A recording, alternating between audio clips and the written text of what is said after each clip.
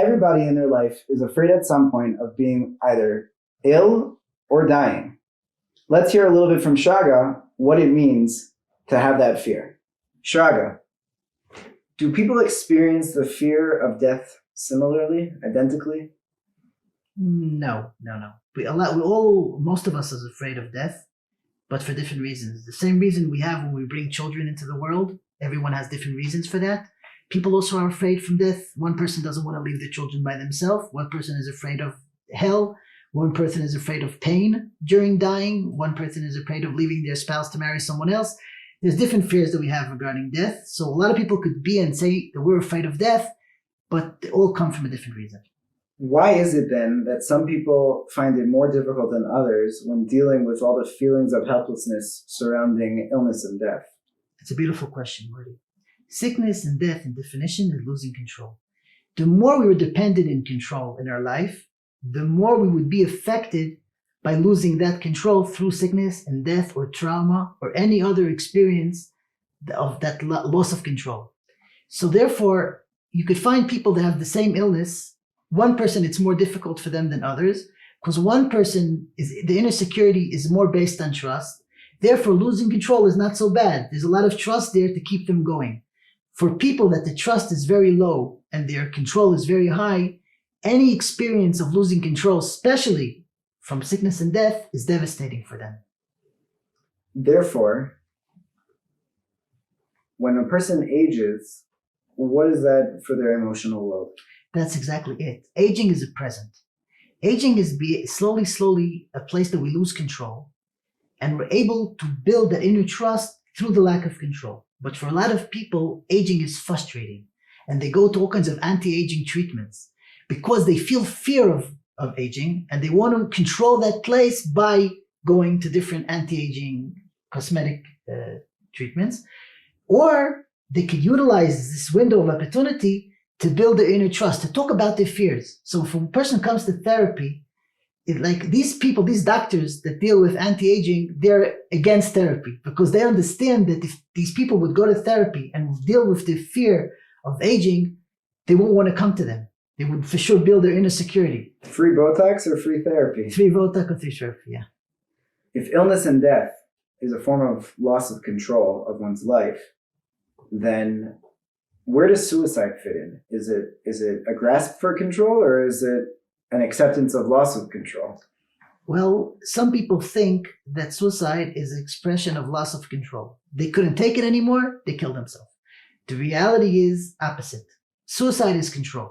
That meaning the fear of losing control brings you to take an act of control, not to be in a place, not to be helpless.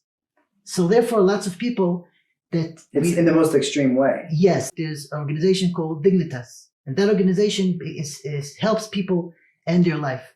People that they feel that they're losing, that they don't have control in their illness, and they're afraid of being helpless. The reason why they're so afraid of being helpless, because all their security is based on control. The more you succeed to live your life letting go, the more you succeed to live your life speaking about your fears rather than solving them, the less you'll be afraid when you lose control over yourself, and for sure there will be less suicides. How does all this feelings of control surrounding death and illness impact people when they're standing at a funeral, their emotional worlds when they're watching the deceased in front of them be buried? The reality is a funeral is a group of selfish people standing next to a corpse. None of them really care about the corpse. They all think about themselves. Oh, I saw him yesterday. I miss him so much. He'll be lacking me. None of them is about the person that's dead. It's all people that they feel sorry for themselves. So the reality is, in the end, we're all individual selfish creatures. And the more we're able to address those feelings inside of us, the better we are. What is the treatment for someone who is suffering from hypochondria? Hypochondria is a situation where someone's afraid of getting sick and he runs to doctors. Every time he goes to a doctor and he does a test, he feels relaxed. He defended himself and now he's relaxed. That relaxation is the present that he gets for his fears. That means he's always achieving it. It's like giving a child a present every time he does something. And every time this present increases him to do this thing, it enables him, it motivates him to do this thing again and again and again. So the issue here is not the hypochondriac issue. The issue here is life is not secure for him, and therefore he needs that control in this specific place. It's true like in any OCD. If someone is afraid when he leaves the house to lock the door again and to check if the door is locked again and again and again, then it's not just the door that we're addressing here. It's the fact that it's hard for him to let go. And the more we help him to let go, the more life becomes secure for him, the more he'll be able to let go also in these issues that we're talking about. Does trauma affect everyone equally? No. Trauma is not about the trauma itself. It's how much inner trust we had entering the trauma experience. Because what is trauma? Trauma is the rocking of control. Because when we have trauma, we feel we don't have control. So if our security was based on control, the more it was based on control, the more we'll be rocked and shaked when that control is affected, like when trauma comes to us. So the idea is it's like illness. It's a certain kind of trauma. So the more we work on our inner trust, the less we'll be affected by trauma. So two people could really go through the same trauma, but they're really not experiencing the same thing. What does someone who is on his deathbed need the most? Someone that's in the deathbed is afraid. They're terrified. They know they're walking towards death. It's scary. They need people to contain their feelings, people to be there for them, people to really listen to their fear and hug them with what they feel. And therefore, I can imagine, but I'm sure you'll be able to tell me, what are some of the most common mistakes that people make when visiting ill patients? When someone is visiting someone on his deathbed, he knows the person is dying. But what does he tell him? You don't be scared. You could be saved. We don't know what's going to be. You should be healthy. The person that's dying knows that this person is giving him a lot of garbage. He knows that this person is telling him stories. He's doing everything but containing him. What he's doing is he's defending himself.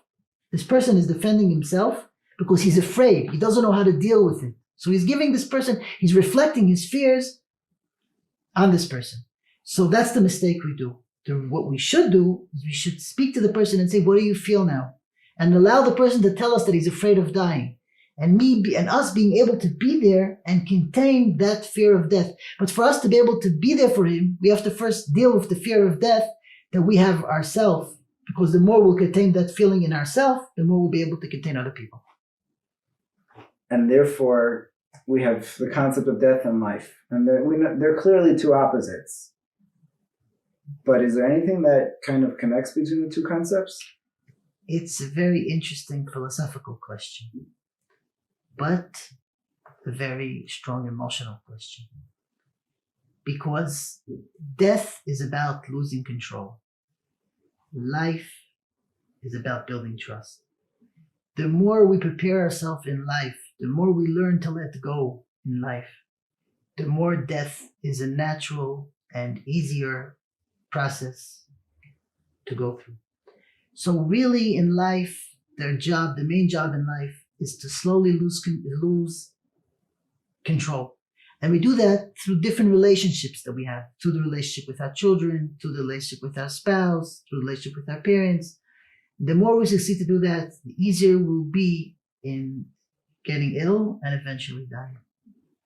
I feel so alive now and so at peace, maybe, with the concept of death after this conversation. And we hope to see you next time in the next chapter of this very, very interesting conversation with Schrager Schlachter.